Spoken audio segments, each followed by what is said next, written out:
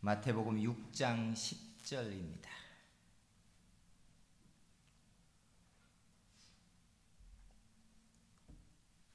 마태복음 6장 10절 말씀 봉독해 드립니다. 나라가 임하옵시며 뜻이 하늘에서 이루어진 것 같이 땅에서도 이루어지이다. 아멘. 할렐루야. 오늘 하나님의 은혜가 우리의 심령을 충만하게 하고 이 곤고한 시절에 하나님이 세미한 음성으로 저와 여러분의 심령을 살게 하는 하늘의 문이 열리는 복이 있기를 축복합니다. 서로 쳐다보고서 하나님이 응답하시기를 축복합니다 해주세요. 응답하시기를 축복합니다. 할렐루야. 할렐루야. 하나님이 오늘 우리에게 응답하시는 시간이 되실 줄 믿습니다. 떨기나무에 핀 하나님의 불꽃이라는 말을 여러분 알고 계시죠? 떨기나무는 가시덤불과의 우리나라에서는 그리 쉽게 보이지 않는 덩굴보다는 큰 나무에 가깝지만 나무라고 할 수 없는 가시덤불 나무인데, 출애굽기 3장에 보면 모세가 장인 이드로의 양떼를 치고 호렙산에 이르렀을 때 신기한 장면을 하나 봅니다. 저 앞에 있던 떨기나무에 불이 붙어 있는 겁니다. 근데 시간이 지나도 불이 붙으면 나무가 살라져야 되잖아요. 근데 살라지지 않고 불이 계속 동일하게 붙어 있는 장면을 보고 이상하다 싶어서 가까이 갔더니 그 불꽃 가운데 더 선명한 불이 하나 이렇게 문처럼 열리더니 거기에서 하나님의 사자가 나오면서 모세를 부르는 장면을 그가 목격합니다. 모세가 고센에 하나님의 말씀을 들고 가 그들의 기도가 응답되도록 그들을 고센에서 건져내라는 하나님의 사명을 받는 장면이 여기서 시작됩니다. 모세가 하나님의 임재를 경험한 최초의 그림이 떨기나무의 불꽃에서 시작됐어요. 놀라운 것은 그 장면으로 인하여 40년 동안이나 잃어버리고 있던 고센, 40년 동안이나 기억하지 않고 등 돌리고 살았던 자기 동족에 대한 애타는 그 심정이 그에게 다시 불일 듯 일어났다는 거예요. 그의 아내가 반대함에도 불구하고 불타는 가슴으로 그는 고센에 가서 하나님의 말씀으로 자기 백성들을 이끌어내는 지도력을 발휘하기 시작합니다. 성경을 보면 놀랍게 언제나 역사는 다수의 사람에 의해서 일어나지 않았고 하나님께 부름을 받을 때 일어난 그 하나님의 놀라운 불꽃의 역사가 한 사람의 가슴을 뜨겁게 했고 그 뜨거워진 가슴의 사람이 주변의 사람들을 간절하게 하고 그들에 의해서 역사는 일어나기 시작했다는 거예요. 그래서 성전에 촛대가 놓여졌었고 촛대에는 언제나 떨어지지 않는 기름으로 불이 붙어져 있었어요. 성전 안에 있었던 그 등잔의 불은 조명의 역할을 한 게 아니라 성령이 이곳에 임재하고 있다라고 하는 하나님의 불을 상징했어요. 하나님의 불이 성전에 있으면 성전에 임하고 계시는 하나님을 상징했고 사람들에게 임하면 사람들 속에 하나님의 불붙는 뜨거움과 열심을 통하여 하나님의 사명자로 시대를 향하여 달려가는 하나님의 일꾼을 만들어 놓았다는 이야기. 오늘날 한국교회와 우리에게 오순절날 제자들에게 임하였던 그 불꽃 같은 성령의 역사가 임하고 우리를 뜨겁게 만들어 주시기를 축복합니다. 왜 이런 역사가 필요하냐? 오늘 우리가 읽은 이 본문은 지난 주일 오후 시간에 하나님의 나라가 임하게 해달라고 하는 그 기도 다음에 그 다음에 훨씬 더 우리의 마음을 무겁게 만드는 기도의 제목이 등장하고 있기 때문에 그래요. 본문에 예수님이 우리에게 이렇게 기도하라라고 하면서 우리에게 가르친 기도의 내용이 뭐예요? 뜻이 하늘에서 이루어진 것처럼 땅에서도 이루어지리다라고 기도하라는 거예요. 근데 여러분, 이 문장을 가만히 놓고 보면, 뒤집어 보면 숨은 그림 같은 이야기가 하나 여기에 담겨 있는 게 보입니다. 그게 뭐예요? 아니, 하나님의 뜻이 하늘에서 이루어지는 거 당연하잖아요. 하나님의 뜻이 하늘에서 이루어지는데 무슨 말이 여기 있어요? 땅에서는 이루어지지 않는다는 문장이 여기 있잖아요.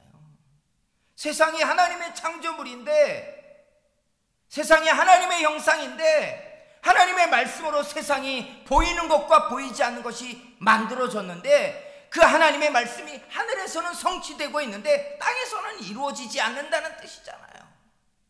그러니까 우리에게 이렇게 기도하라라고 하면서 뜻이 하늘에서 이룬 것처럼 땅에서도 이루어지이다라고 기도하라는 거예요.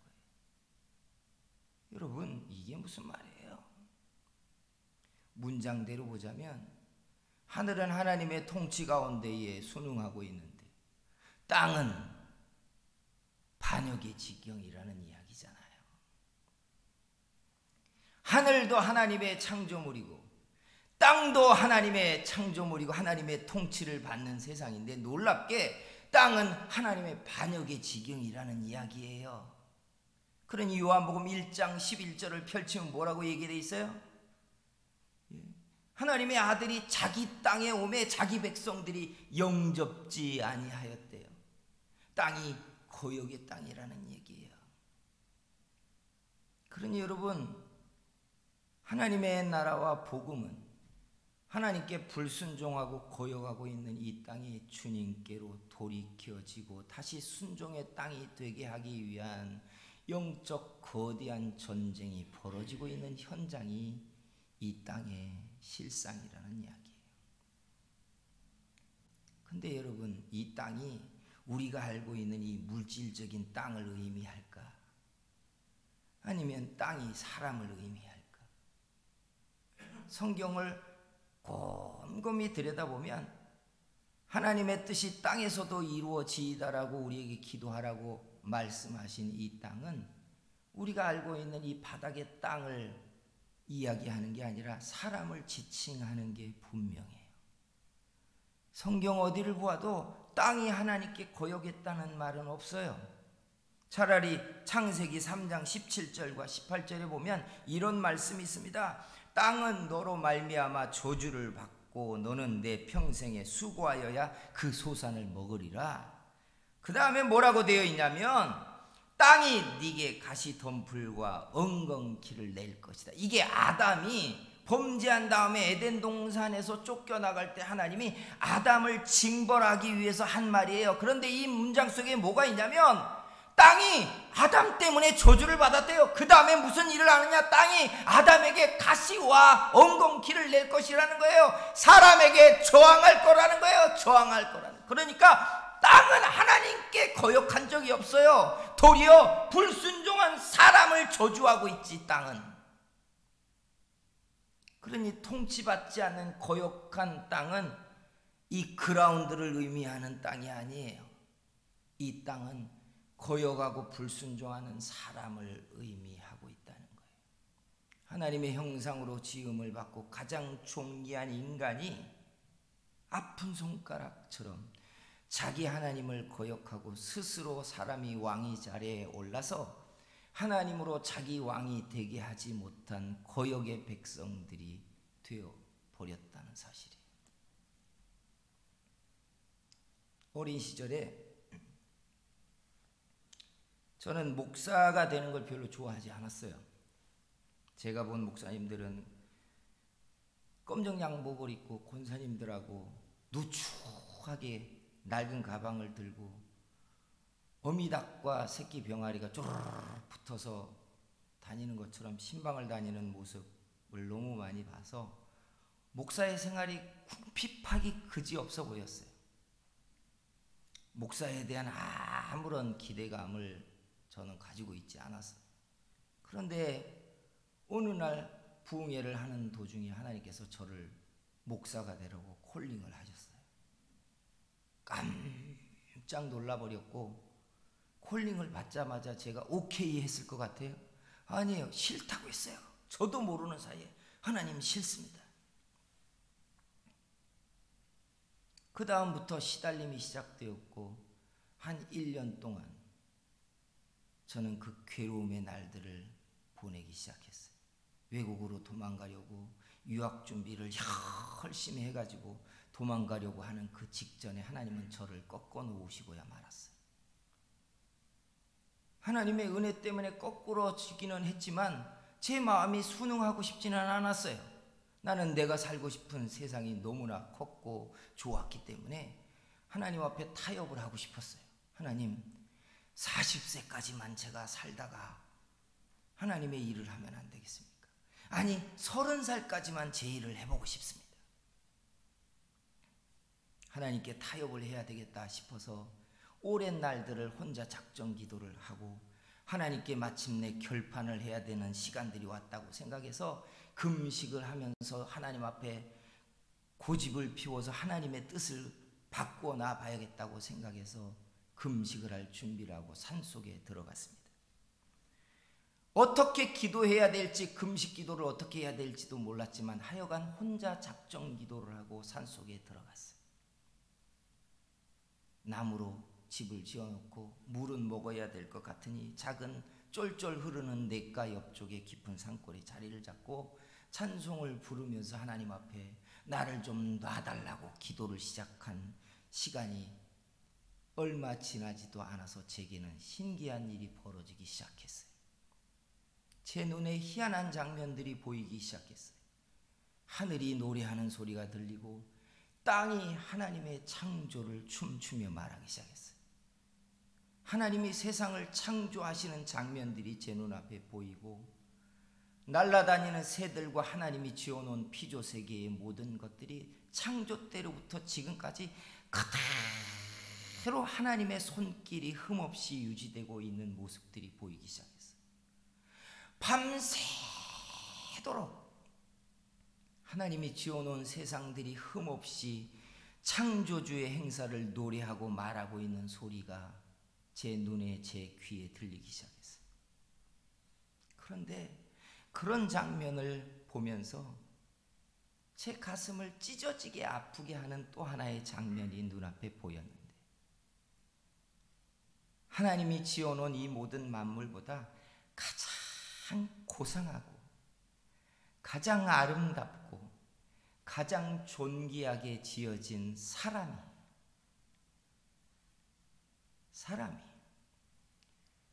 하나님의 영광의 자리에서 떠나서 하나님께 등을 돌리고 하나님으로 자기 왕 되지 못하게 하고 스스로 사람이 왕의 자리에 올라서 하나님을 모른다 하고 살고 있는 사람의 모습을 봐버린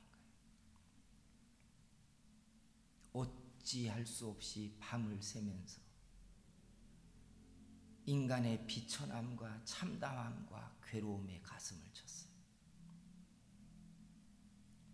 나는 무언가 하나님께 좀 타협을 해서 30까지 아니면 40까지라도 내 인생을 좀 살아보고 주의 일을 해보겠다고 타협하려고 올라갔는데, 하나님이 내게 보이시는 하나님의 광대한 장면은 인간이 얼마나 악하고 초라하게 하나님의 은혜를 등지고 뻔뻔스럽게 살고 있는가를 하나님이 제게 보이신 거예요.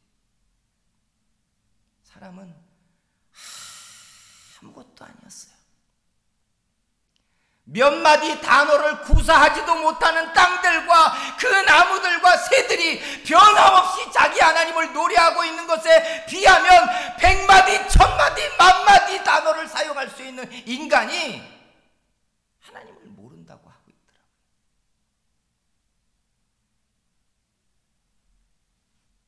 세상이 반역한 게 아니었어요. 땅이 하나님을 떠난 게 아니었어요. 사람이 하나님께 등지고 있더라고요. 반역의 땅, 거역의 땅, 하나님의 통치받지 않는 땅은 사람이었어요. 사람이 자기 창조주 하나님을 거역하고 살고 있었어요.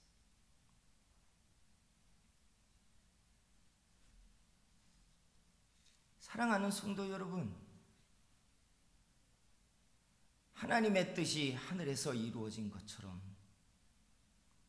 땅에서도 이루어지도록 한 이 사명은 거역하는 백성을 돌이켜 하나님의 통치받는 백성이 되게 하라는 뜻이에요. 하나님의 말씀을 떠나 제멋대로 살고 있는 하나님의 가장 존귀한 형상이 하나님의 말씀 앞에 돌아와 자기 창조주 하나님을 알고 그 하나님을 경배하고 그 하나님 앞에 살도록 돌이키라는 말씀이었어요.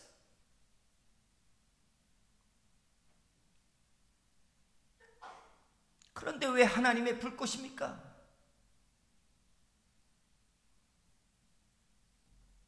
가슴을 치며 어떻게 사람들이 하나님께 돌이키게 하겠습니까? 어떻게 거역의 백성들이 하나님께 다시 굴복합니까? 어떻게 스스로 왕이 되어 하나님이 없다고 자기를 가장 존귀한 자리에 앉혀놓은 인간들이 하나님께 무릎을 꿇게 할 수 있고 그 강팍한 마음이 돌아서게 할 수 있습니까? 할 때 힘으로도 안 되고 능으로도 안 되고 강팍한 사람들이 돌이켜 주께로 돌아와 굴복하는 건 오직 성령으로 된다고 하셨어요. 여러분,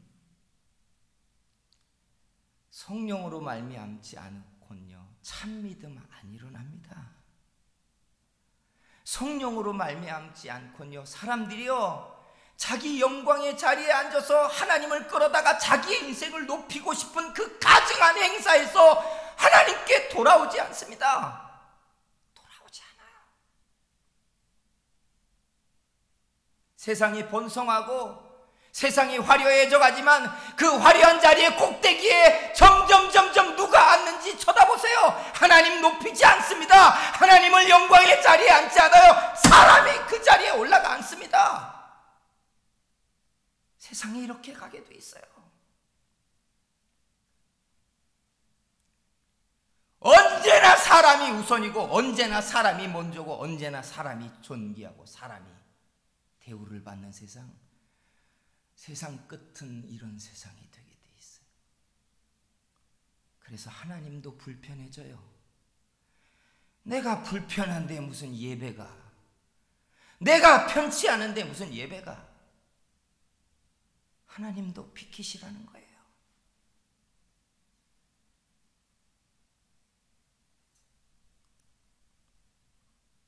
사랑하는 성도 여러분, 에덴 동산 이후로 사람은 하나님을 거절했고 하나님이 자기의 통치자 되는 걸 거절했어요. 사무엘이 이스라엘 백성들이 나와서 우리에게도 다른 나라처럼 왕을 주소서라고 할 때 사무엘이 금식을 하며 애통하게 기도하고 매달릴 때 하나님이 사무엘에게 한 응답을 기억하십니까? 사무엘에게 참으라고 하면서 그들이 원하는 건 나로 자기 왕이 되게 하지 못하게 하는 것이랬어요. 그들이 왕을 구하는 것은 체제상 왕이 아니라 하나님이 자기 왕이 되는 자리에서 끌어낮추고 사람이 그 자리에 올라가겠다는 말이었다는 거예요.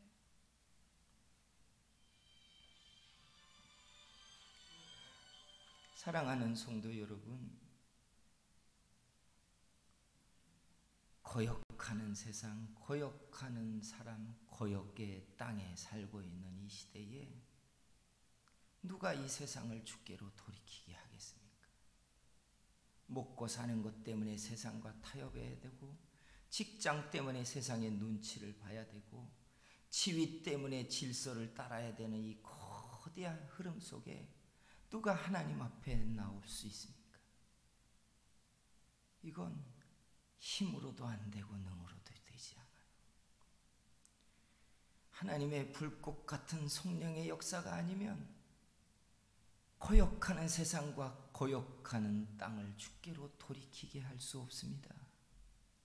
성령으로 말미암지 않고는 사람이 자기 하나님께 돌아와서 무릎을 꿇고 나의 왕이여 나의 주시여 하며 신앙을 고백하지 않는다는 이야기예요. 그래서 모세가 보았던 그 떨기나무 불꽃 가운데 임하신 하나님의 능력의 불꽃처럼 오순절날 제자들의 눈앞에 보였던 그들의 머리 위에 내려앉은 하나님의 불꽃처럼 오늘날 성령으로 말미암아야 거역하는 사람, 거역하는 땅, 거역의 지경이 주께로 돌아오게 할 수 있습니다. 성령이 아니면, 성령의 불같은 역사가 아니면 거역의 세상을 주께로 돌이키게 할 수 없다는 이야기예요. 그래서 이 시대를 살면서 우리가 간절하게 애타는 심정으로 하나님께 매달리고 씨름해야 되는 것은 모세에게 나타났던 그 떨기나무의 불꽃처럼 오순절 제자들에게 임하였던 하나님의 불꽃처럼 하나님이 불같은 역사를 교회와 강단과 하나님의 사람들과 주의 나라를 위하여 가슴을 치는 백성들에게 부어달라고 해야 한다는 이야기. 하나님의 불이 아니면 거대한 거역하는 이 세상을 누가 이겨먹겠냔 말이에요. 하나님의 불이, 하나님의 불길이 교회에 타오르기를 소원합니다. 하나님의 불길이 저와 여러분의 심령에서 피어오르게 되기를 소원합니다. 세상이 주께로 돌아와 굴복하고 스스로 왕의 자리에 앉아서 하나님을 오라가라 부르고 있는 이 세상을 굴복시키는 능력이 우리에게 일어나게 해달라고, 하나님의 불길이 타오르는 교회의 심령이 되게 해달라고 간절한 심정을 갖는 저와 여러분이 되기를 주의 이름으로 축원합니다. 기도하겠습니다.